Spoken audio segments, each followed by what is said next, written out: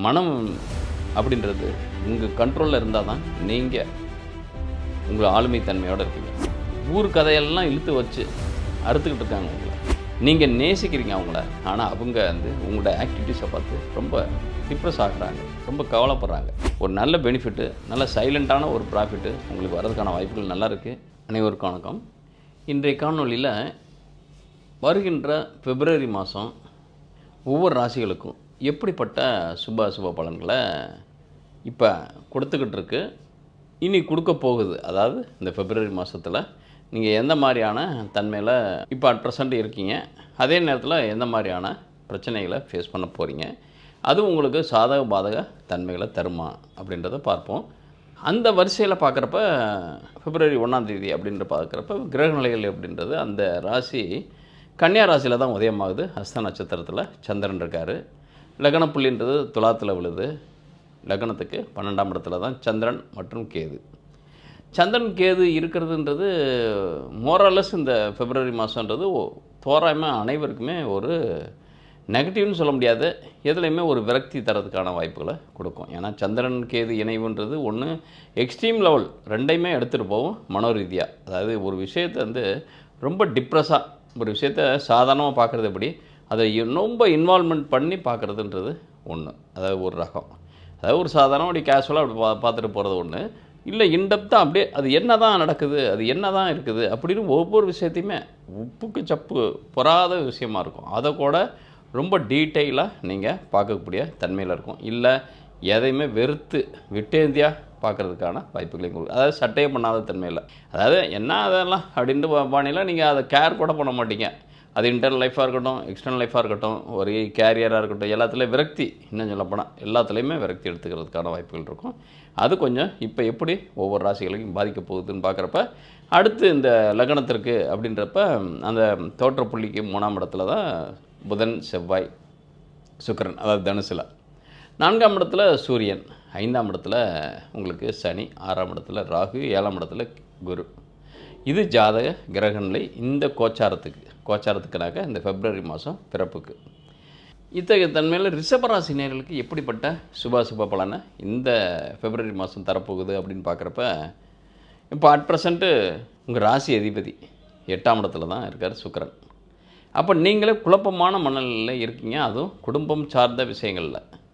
அப்போ இதில் என்னன்னா பியூட்டின்னு சொல்கிறதா ரொம்ப நமக்கு வந்த வாழ்க்கைன்னு சொல்கிறதான்னு தெரில. ஏன்னா 8ஆம் இடம் தான் வேலை செய்து, 8இல் தான் இந்த 3 கோள்களுமே இருக்குது. அதாவது 5 குடைவன் இருக்கான், 7 குடைவன் இருக்கான், 6 குடைவன் இருக்கான்.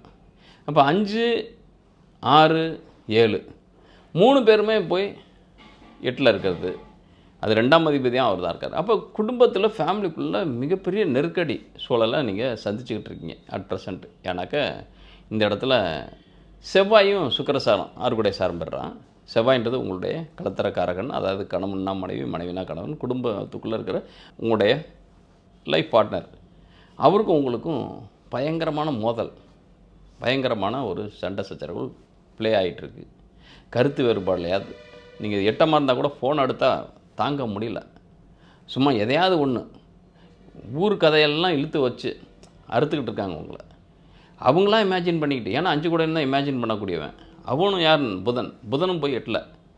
என்ன அதாவது என்னென்னா உங்களுக்கு சண்டை போடணும் அவ்வளோதான், ஆனால் காரணமே இருக்காது. ஏன்னா எப்பயுமே 5ஆம் அதிபதி கெட்டு போனாலே ஒரு ஜாதகத்தில் சந்திரன் கெட்டு போனாலும் சரி, 5ஆம் அதிபதி கெட்டு போனாலும் சரி, அவங்களுக்கு பித்து பிடிச்ச மாதிரி தான். அப்போ இந்த இடத்துல உங்களுக்கு ஆல்ரெடி ராசிக்கு 5ஆம் இடத்துல சந்திரன் கேது வேறு.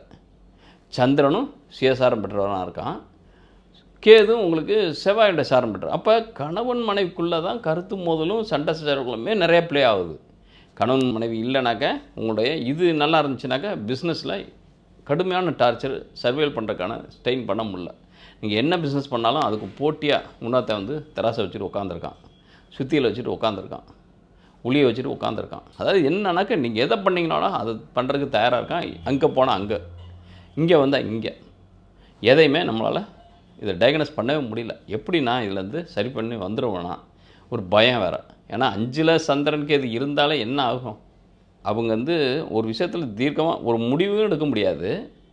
முடிவு எடுத்தாங்கனாக்கா அந்த விஷயத்துக்கு சம்மந்தம் இல்லாத முடிவு எடுப்பாங்க.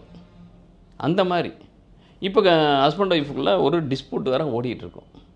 இது எதாவது சரி பண்ணுறதுக்கான வாய்ப்புகள் இருக்கா? தொழில் விஷயமா மிகப்பெரிய டார்ச்சர். இன்னும் சொல்லப்போனால் 6 கூடையவனு 8ல் போய் மறைப்போ ஏதாவது ஒரு வியாதி மாதிரி. வியாதின்றது இந்த இடத்துல சூரியன் தான் உங்களுக்கு உடல்நலம் தொடர்புடைய கிரகம். அது சூரியன் இருக்கிறது 9ல் இருக்கார். பெருசாக ஒன்றும் அப்போ உடல்நலம் சம்மந்தப்பட்ட எதுவுமே வராது.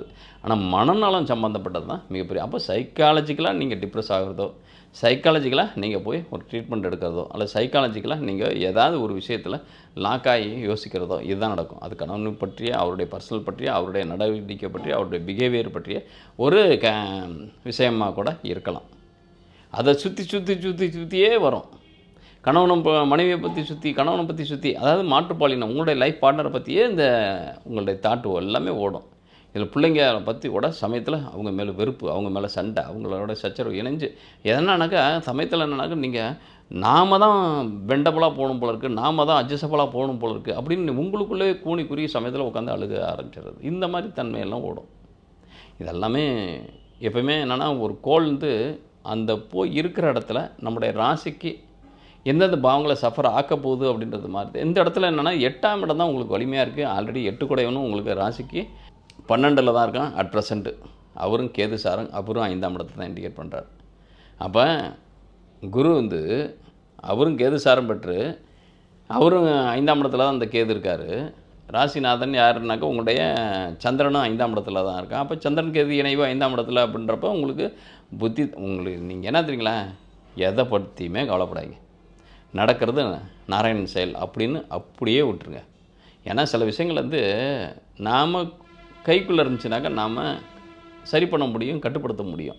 ஆனால் நம்மளை மீறின சக்தியாக இருந்துச்சுன்னு வச்சுங்க, பேசாமல் சிவனேன்னு இருக்கிறது தான் பெஸ்ட்டாக இருக்கும். அப்படி போல் இந்த இடத்துல நீங்கள் எந்த ஆக்டிவிட்டீஸ் பண்ணாலும் அதுக்கு equivalent and opposite Newton law மாதிரி ஒரு ரியாக்ஷன் நடந்துடும். அப்போ நீங்கள் ஒரு 2 வார்த்தை பேசினாலும் அங்கே ஒன்று பேசாட்டி அந்த கனல் பயங்கரமாக இருக்கும். அது வெடிக்கிறது பார்த்தீங்கன்னா நீங்கள் அரண்டு போயிடுங்க, உங்கள் லைஃபே லாஸ் ஆகிடும். அதெல்லாம் யோசிக்க வேண்டும். அதனால் நீங்கள் என்னென்னா பேசாமல் இருங்க. அப்படியே இந்த இதுவும் மறந்து போகும், இதுவும் கடந்து போகும், இதுவும் மாறி போயிடும்.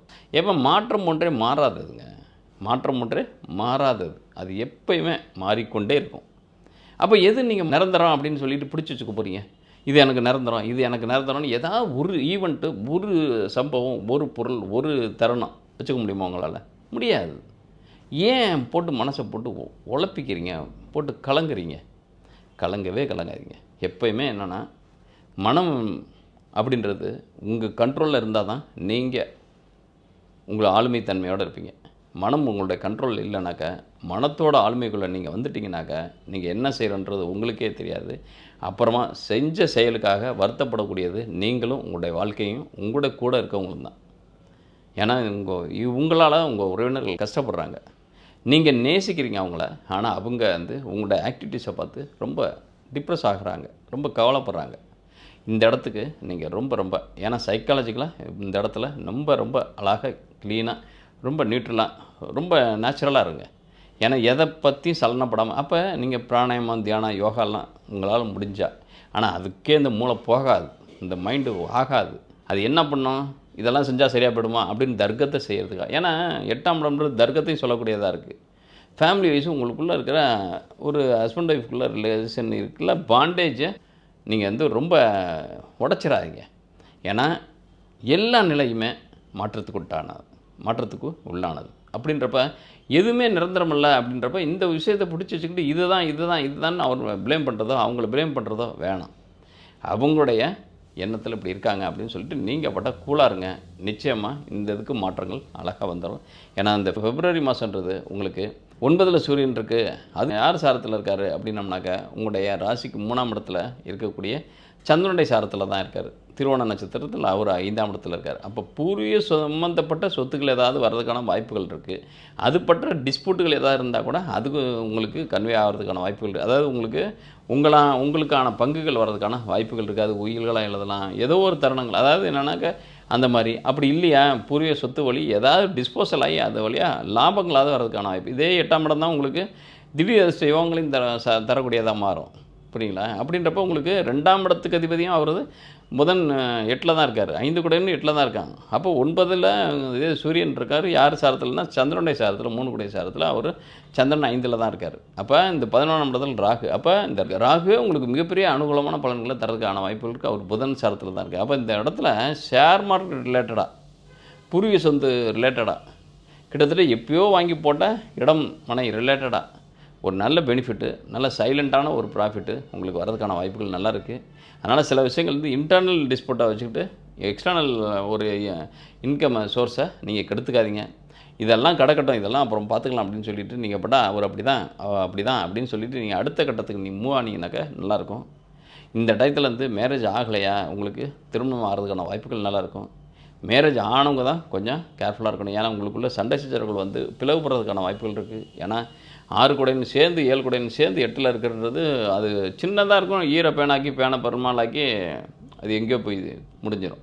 அப்புறம் தான் திரும்பி பார்த்தோம்னாக்கா வாழ்க்கையை தொலைஞ்சதை நம்ம பார்க்குற மாதிரி ஆகிடும் நிலமை. அதனால் இந்த டைம் வந்து எவ்வளோக்கு எவ்வளோ கூலாக காமாக இருக்கீங்களோ அவ்வளோக்கு எவ்வளோ உங்களுடைய இன்டர்னல் லைஃப்லேருந்து தப்பிச்சிருவீங்க. அது உங்களுடைய எக்ஸ்டர்னல் லைஃபுக்கு கான்சென்ட்ரேட் பண்ணுறப்ப அது தரக்கூடிய அதிர்ஷ்டத்தை நீங்கள் அடையிறதுக்கான வாய்ப்புகளை பெறுறீங்க. அதனால் இந்த டைம் வந்து உங்களுக்கு ரிலேஷன்ஷிப்பை முறிச்சிடாமல் பார்த்துங்க. அது யாராக இருக்கட்டும், ஃப்ரெண்ட்ஸாக இருக்கட்டும், அல்லது உங்களுடைய லைஃப் பார்ட்னராக இருக்கட்டும், அல்லது பிஸ்னஸ் பார்ட்னராக இருக்கட்டும், எல்லாத்தையும் இந்த இடத்துல கேப் விடுங்க, விட்டு பிடிச்சிங்கனாலே அழகாக அது அந்த நிலை சூழ்நிலை மாறி போயிடும். இப்போதைக்கு மைண்ட் வைஸ் அவங்க அப்படி தான் இருப்பாங்க, நீங்கள் கவலைப்படாதீங்க. அவங்க சும்மான்னு இருந்தால் கூட உங்களுக்குன்னு அது வந்து சந்தேக புத்திகள், உங்களுக்குன்னு ஒரு ஏதாவது ஒரு மண்டையை போட்டு குழப்பிக்கிற புத்திகள் இருக்கும். அது நீங்கள் அப்போ சைலண்ட்டாக நீங்கள் அமைதியாக நீங்கள் இருந்தால் தான் இன் ஃப்யூச்சரில், ஏன்னா இது வந்து தினம் சண்டை போட்டு தினம் பிரச்சனை பண்ணி தினம் ஒரு முடிவு பார்க்குறதுக்கான வாய்ப்புகள் கிடையாது. ஒரு முடிவு எடுத்தால் அதை இம்ப்ளிமெண்ட் பண்ணணும். பண்ணோம்னாக்கா அதோட ரிசல்ட்டை நம்ம அதாவது அனுபவிக்கிற மாதிரி ஆகிடும். அது என்ஜாய்மெண்ட்டாக இருக்குமா அல்லது கவலைப்படுற மாதிரி இருக்குமான்றது அது நம்மளுடைய ஜனனச்சாட்டில் தான் இருக்குது. அதனால் என்னென்னா உங்கள் ஜனனச்சாட்டில் இருந்துச்சுன்னா மட்டும்தான் இது ஒரு விஷயத்தில் இறங்கலாம் முடியும். எடுத்தங்க ஊற்றணும் எந்த விஷயத்தையும் எடுக்காதீங்க. அது உங்களுக்கு நெகட்டிவாக போயிடும். அதுக்கப்புறம் இந்த ஒரு செயல் எப்போயுமே ஒரு பெரிய விஷயம் நடக்கிறதுக்கு ஒரு சின்ன விஷயம் காரணமாகிடும். அப்போ இந்த சின்ன விஷயத்தை ஏன் அப்போயே தடுத்துருக்கலாமே அப்படின்றது, சில வார்த்தையை விட்டது அந்த வார்த்தையே வச்சுட்டு வாழ்க்கை போயிடுங்க. அது ஒரு விஷயம் இருக்குல்ல. அதனால் கொஞ்சம் கவனமாக இருங்க. இந்த காணொலியை பார்க்குறவங்க உங்களுடைய கருத்துக்களை கமெண்ட் பாக்ஸில் பதிவிடுங்க. உங்களுக்கு ஏதேனும் சந்தேகம் உங்களுடைய ஜாதகத்தில் இருக்குது அப்படின்னோம்னாக்கா கமெண்ட் பாக்ஸ்லேயே உங்களுடைய date of birth, time of birth, place of பர்த்தை போட்டு உங்களுடைய கேள்விகளையும் பதிவிடுங்க. நான் வந்து பதிலளிக்க முயற்சி பண்ணுறேன். நான் கடந்த மாதம்லாம் ஆன்மீக சுற்றுலா போனதுனால என்னால் அதிக பேருக்கு பதிலளிக்க முடியலை. இந்த வாரம்லேருந்து ஆரம்பிச்சிருவேன் பதிலளிக்கிறதுக்கு. அதே மாதிரி உங்களுக்கு ப்ரீஃபாக உங்களுடைய ஜாதகத்தை பார்க்கணும் அப்படின்னோம்னாக்கா உங்களுடைய date of birth, time of birth, place of பர்த்தை திரையில் பார்க்கக்கூடிய நம்பருக்கு வாட்ஸ்அப் பண்ணுங்கள். யாரும் கால் பண்ணாதீங்க. வாட்ஸ்அப் பண்ணும் பட்சத்தில் நான் வந்து எங்களுடைய ஆட்கள் அல்லது நானும் உங்களுக்கு மெசேஜ் ஃபார்வர்ட் பண்ணுறேன். அதில் என்ன இருக்கோ டேர்ம்ஸ் அண்ட் கண்டிஷன்ஸ், ஏதாவது ஃபீஸ் ஸ்ட்ரக்சர் இருந்துச்சுனாக்கா அதை பே பண்ணும் பட்சத்தில் நம்ம வந்து டீட்டெயிலாக உங்களுடைய ஜாதகத்தை அனலைஸ் பண்ணி உங்களுக்கு வாய்ஸ் ரெக்கார்டு அனுப்பிடுறேன். நன்றி, வணக்கம்.